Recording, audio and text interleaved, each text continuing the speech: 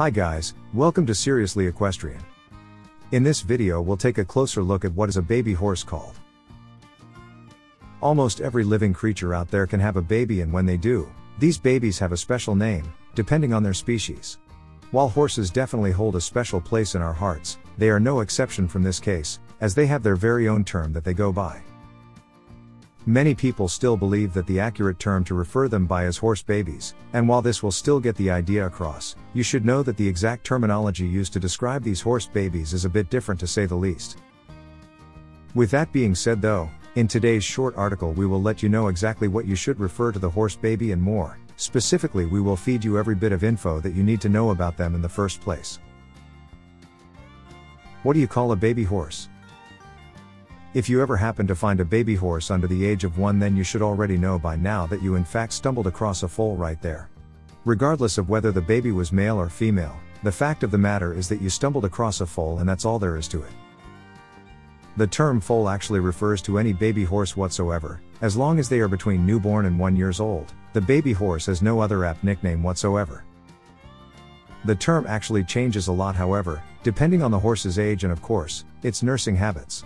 So, how about we look at every nickname that you will find in the dictionary related to baby horses? Baby horse names by age. As we mentioned previously, as long as the baby horse is under a year old, they are referred to as foals. As soon as they stop nursing though, they are referred to as weanlings. After the first year passes and before its second year, the foal is now also referred to as a yearling, and this again changes before the male foal reaches the age of 4 years old. If you are dealing with a female foal, then you will refer to her as a filly. Next up, we have a fully grown adult male horse which goes by stallion. This is basically the prime of the male horse, and if you are on the market trying to get your hands on a good specimen, this is the term you should most likely be using when asking a breeder. A stud is an adult male that is ready to breed. This is also a very important term to keep in mind, as you will need to use it eventually. Next up on the list we have a gelding or a castrated adult male. These are definitely a bit harder to come by than studs, but they are still very common to find around. An adult female horse is commonly referred to as a mare, and while we're at it, a mare that is ready to breed is referred to as a broodmare. What are the differences between a weanling and a yearling? We mentioned previously that these two terms appear to be interchangeable after a certain age point, but there is an actual very clear distinction between the two that you need to keep in mind. A weanling is essentially just a foal that has already stopped nursing by now.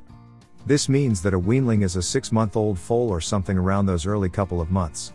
As soon as that first year passes by, however, you're no longer looking at a weanling and are instead handling a yearling for now. As the name implies, a yearling is just a foal that has passed by its first year, but is still not 2 years old by now. Contrary to popular belief, you can actually use both of these terms interchangeably regardless of whether you're dealing with a female or a male foal. The only thing that really matters here is honestly just the age of the foal, and while you may not always be able to tell right off the bat which foal is 1 year old and which one is 6 months old, let's just say that you can still refer to either of them as a foal and nobody will bat an eye. The differences between a male and a female foal. We also brought up the fact that foals can easily be distinguished amongst each other, based on their gender, which is actually a lot easier of a barometer than you may think.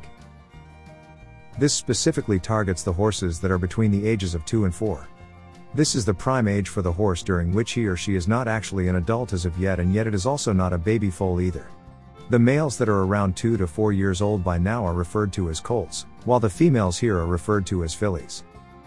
The funniest part about this is the fact that nobody will ever actually blame you if you use these terms before the horses turn 2 years old.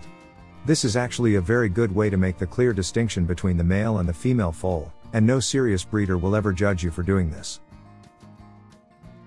When should you wean your baby horse?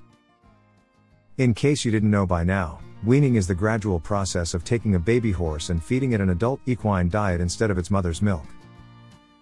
There are a lot of debates on when this should actually take place, as some would tell you that you need to make this change as early as during the 2nd month of its life on this planet, while others will swear that the 4th month is the one that you need to do it during.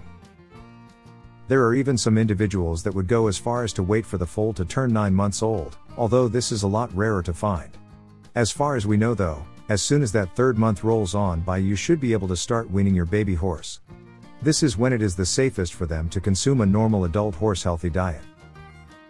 There have even been some studies that have shown the fact that by taking away the mother's milk, the baby horse will grow a lot more independent, and it will find it easier to actually become an adult from this point on, as opposed to a baby horse that has started to be weaned by the 9th month. You should always check up on your veterinarian though, just to make sure that you haven't waited for too long or that you haven't done it too early on during the foal's life.